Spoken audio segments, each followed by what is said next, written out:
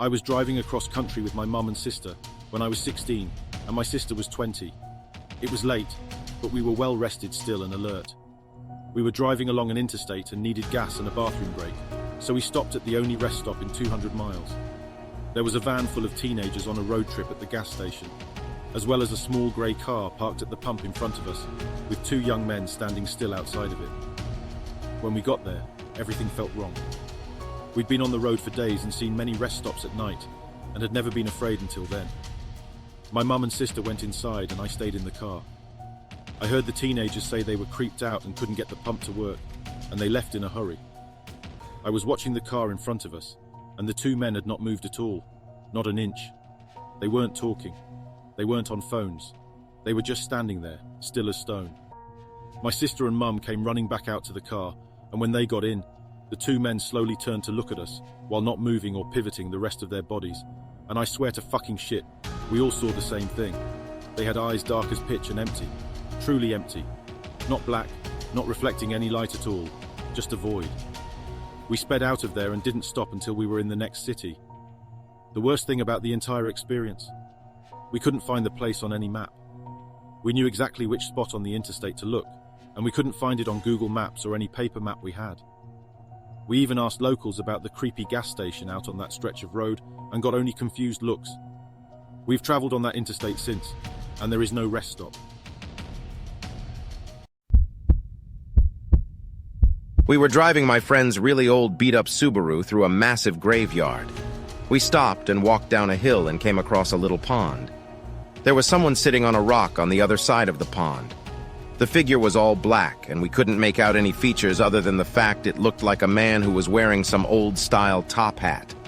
We stupidly waved and shouted, "Hi!"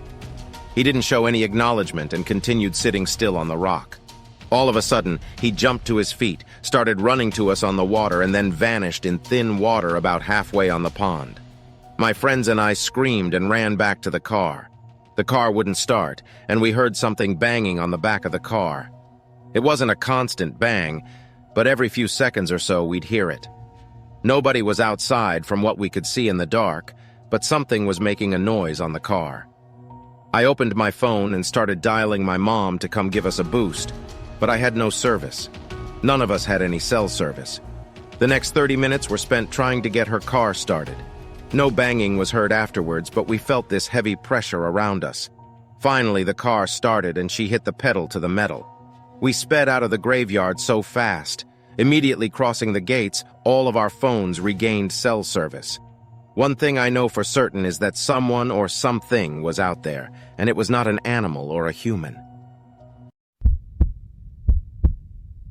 When I was 37, I went to my high school reunion. I flew into the nearest airport and rented a car. The distance was about 35 miles through a very rural and almost abandoned part of the country. About 3 miles outside of town, I see someone on the side of the road flagging me down. It turned out that it was one of the guys I had attended school with. Jim, not his name, gets in the car and we start talking. I had not seen him in 20 years, but he still looked the same, maybe a little older. We get to town, and I ask him if he wants to come to the VFW and have a drink. He says no, just take me home. Jim's parents had lived only a few blocks from my grandmother's house, and I turned in that direction, but he said to take him to the outskirts of town. There was a mobile home park out there, and I figured that is where he lived. When we reached the end of the turnoff, he said, "Just drop me here. It was good to see you again," and he walks off into the night.